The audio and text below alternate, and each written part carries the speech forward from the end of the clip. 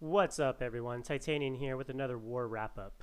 LNG Elite Victory, 58 stars to Maung Kidul, 52 stars. We're just going to jump right into it. First attack that we're going to show today is number 2, Titanian versus Rudie, Town Hall 10. Let's go on in. This here was a mass bowler starting with a queen walk. So we dropped down the dragon for a little bit of funneling to help the queen walk directly.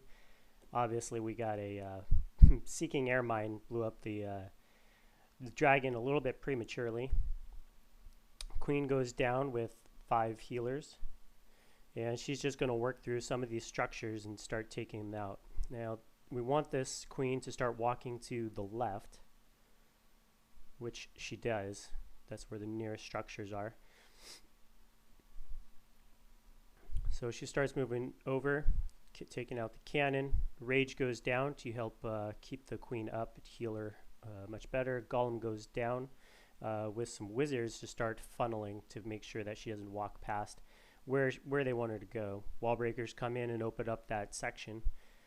Jumps spells drop to allow all the bowlers to go right up into the core and destroy things from there. So clan castle gets pulled, rage goes down for those bowlers. The tomb ability is used to keep those bowlers alive from those balloons. Those balloons are very dangerous against bowlers. Heal went down and another rage in the center to, of course she hits the ice spell to freeze them up a little bit, but it didn't make a difference. Pretty much most defensive structures from the core outwards is taken out. Now it's a little bit more cleanup. King pops his ability, try to break through that wall. And the bowlers are just going to work cleaning up. There's a couple of defensive structures left, and the wizards are taking them out up top, and I think it's pretty much clean up from here. Key on that was really the tomb ability and raging in the core to take out most of the defenses and to keep those bowlers alive. Bowlers are great against bases that have different boxes or different areas in the base versus more of a ring base.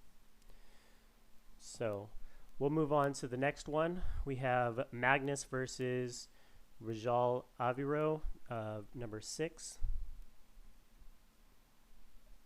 And here we have a GoVaHo slightly. A couple of hogs just mostly for pulling the clan castle. So the hogs go in and just get in close enough to pull the clan castle. He locks onto has an archer pull him out far. Maggnuss is really good with this. He brings 2 poison spells and uses very few troops to keep them in there and to drop them down. The only downside with this strategy is it takes a little bit of time away from you, but with mass Valks, if they can get through all the walls pretty quickly, then it's really not that big of a deal. So we start over here with dropping a golem and some wizards to start funneling. And another golem goes down with some more wizards to funnel to make a wide area. We don't want those Valks to start running around the outside. A couple of wall breakers come in.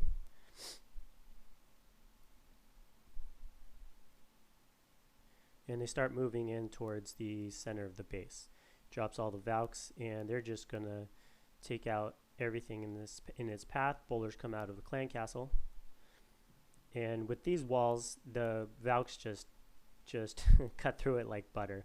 He rages them up, and that's all it's going to be for those core. I like how he drops the jump to tell those Valkyries to give them a path, a direction that you want them to go, versus going to all 4 or 6 different walls, and whoever gets through first, that's where they're going to go.